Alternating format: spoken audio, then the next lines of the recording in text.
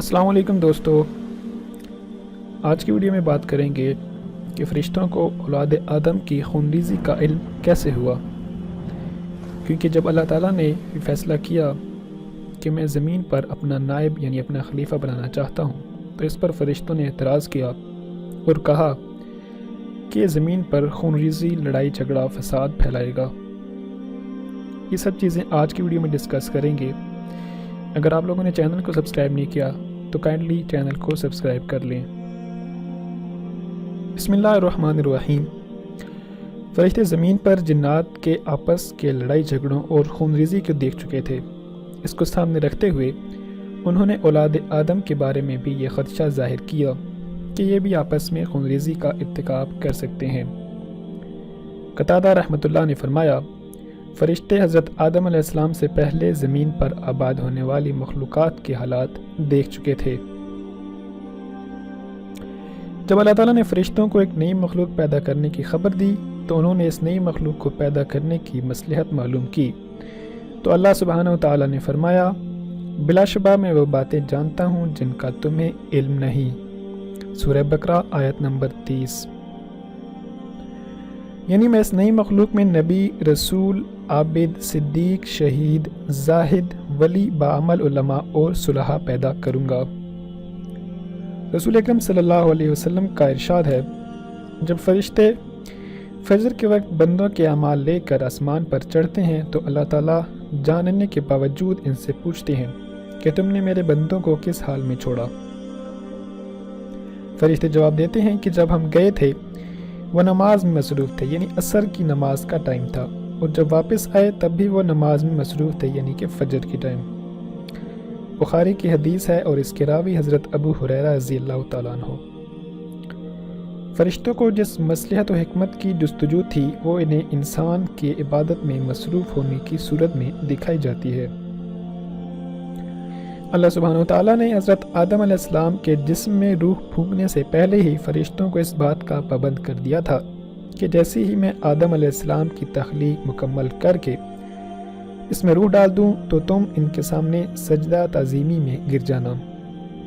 جب اللہ سبحانہ وتعالیٰ نے حضرت آدم علیہ السلام کی مکمل شکل و صورت بنانے کے بعد اس میں روح ڈال دی تو فرشتے اللہ تعالیٰ کے حکم کی تعمیل کرتے ہوئے فوراً حضرت آدم علیہ السلام کے سامنے سجدہ میں گر گئے۔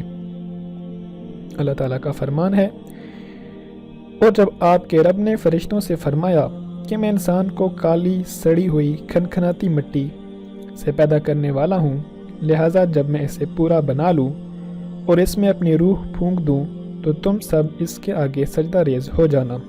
بس تمام فرشتوں نے سجدہ کیا۔ سورہ ہجر آیت نمبر 28 اور 30۔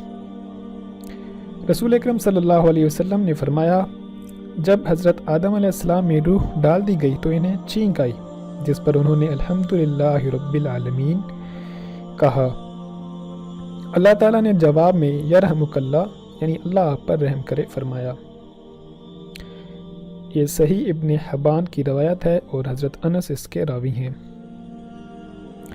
حضرت آدم علیہ السلام کی عزت و تکریم کرتے ہوئے اللہ رب العزت نے انہیں اپنے مبارک ہاتھوں سے تخلیق فرمایا اور فرشتوں سے سجدہ کروا کر آپ علیہ السلام کی خوب عزت افزائی فرمائی۔ قرآن پاک میں ارشاد ہے، جب ہم نے فرشتوں سے کہا کہ آدم کو سجدہ کرو تو ابلیس کے علاوہ سب نے سجدہ کیا۔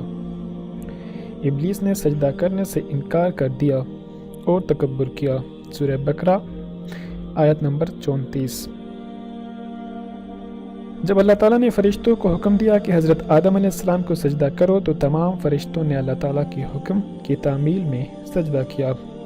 ابلیس چونکہ کثرت عبادت کی وجہ سے فرشتوں کے ساتھ رہتا تھا، لہٰذا اسے بھی فرشتوں کے ساتھ حضرت آدم علیہ السلام کو سجدہ کرنے کا حکم دیا گیا، مگر ابلیس حضرت آدم علیہ السلام کی عزت و فضیلت کو دیکھ کر حسد کرنے لگا اور تکبر کرتے ہوئے انہیں سجدہ کرنے سے انکار کر دیا۔ اللہ رب العزت نے اسے سجدہ نہ کرنے کی وجہ پوچھی تو اس نے جواب دیا، میں آدم سے بہتر ہوں۔ قرآن پاک میں ارشاد ہے، اے ابلیس، تجھے سجدہ کرنے سے کس چیز نے روکا جبکہ میں نے تجھے حکم دیا تھا؟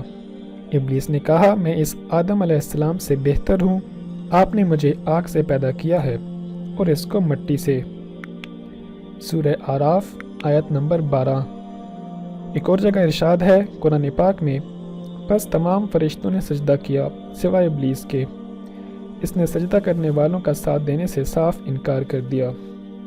اللہ نے پوچھا، اے ابلیس تجھے کیا ہوا کہ تو سجدہ کرنے والوں میں شامل نہ ہوا؟